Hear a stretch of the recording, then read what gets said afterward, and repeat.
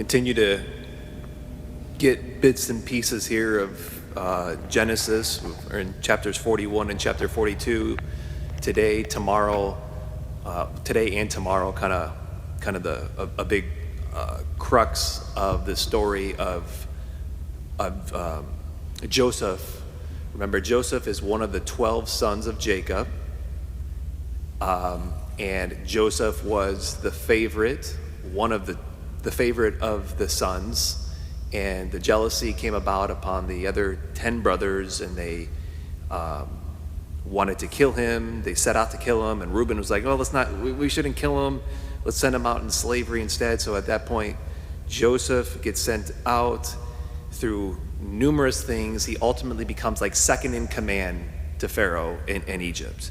A famine has just struck, and now the 10 brothers are now coming and they are encountering Joseph. Okay?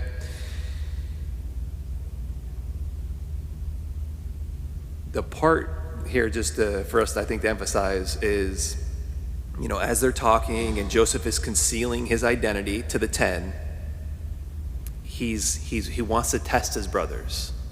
And so he says,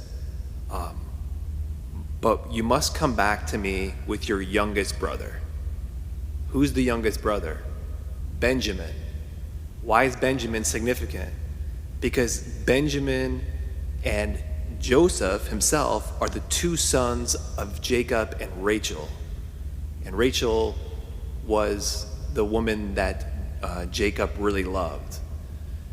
If you remember, Jacob had a trick played on him, and that's another whole story and homily. So as soon as he says, go back and get Benjamin, notice right away they thought about it, and then they're like, we saw the anguish of his heart when he pleaded with us. What are they thinking about? Whose anguish?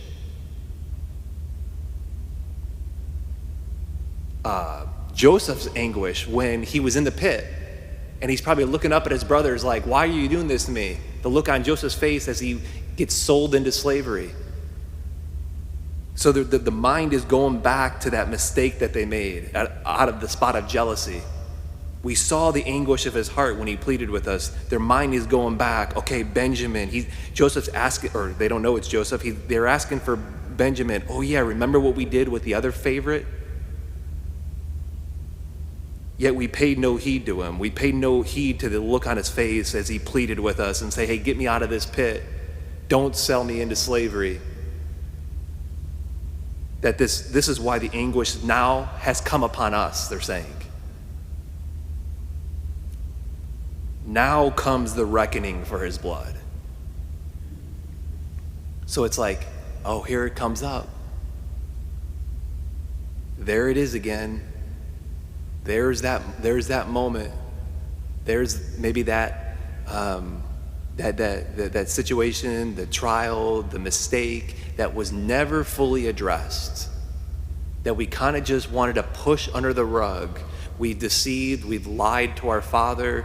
We just kind of wanted to get rid of it so that it could take away maybe even the pain of the jealousy. Let's just get rid of it and push it under the rug. But here it comes up.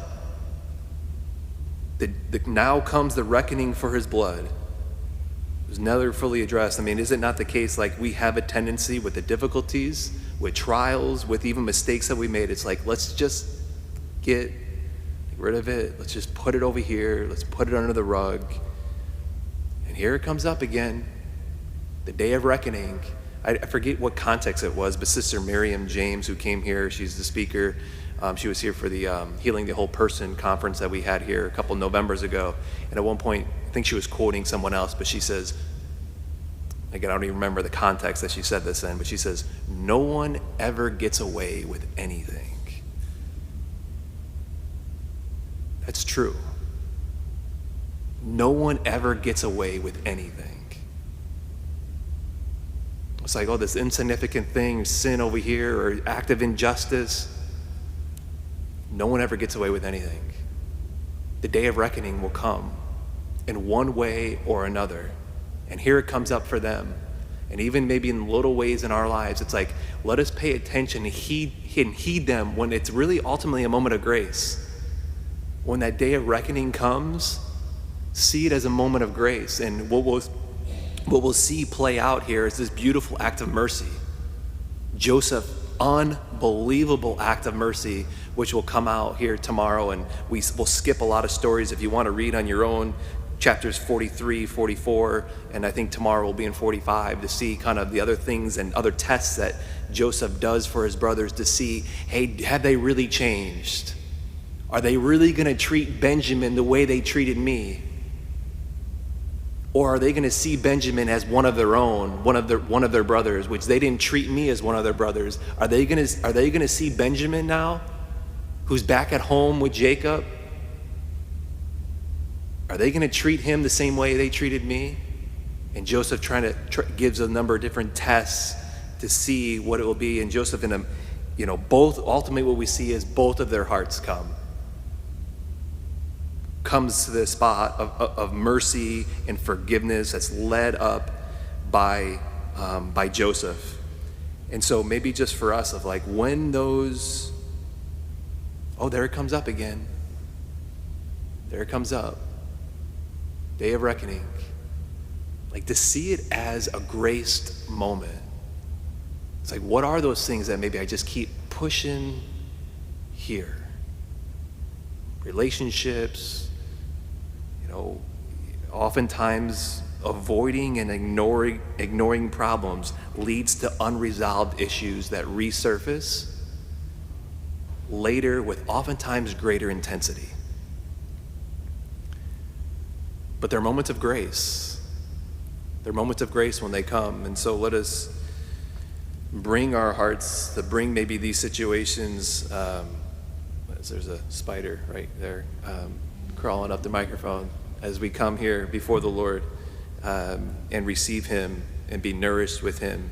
And to look to Joseph of his unbelievable mercy and the way the Lord uses him as this pillar to kind of change the tide, change the course, and to change hearts.